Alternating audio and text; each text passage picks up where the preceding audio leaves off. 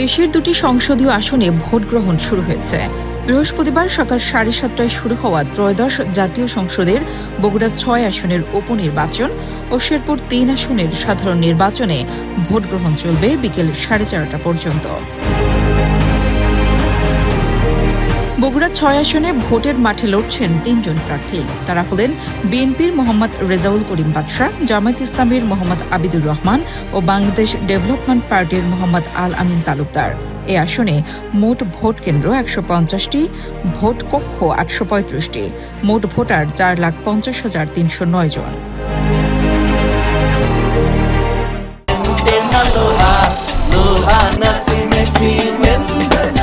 এদিকে স্থগিত থাকা শেরপুর ৩ আসনে ৩ জন প্রার্থী প্রতিদ্বন্দ্বিতা করছেন। তারা হলেন বিএনপি প্রার্থী মাহমুদুল হক রুবেল, জামায়াত প্রার্থী মাসুদুর রহমান মাসুদ এবং বাংলাদেশ সমাজতান্ত্রিক দল মনোনীত প্রার্থী মিজানুর রহমান।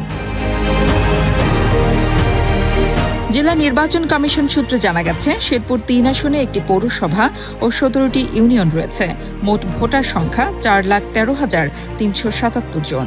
এর মধ্যে পুরুষ 2,05,066 জন, নারী 2,08,304 জন এবং তৃতীয় লিঙ্গের ভোটার রয়েছেন 7 জন।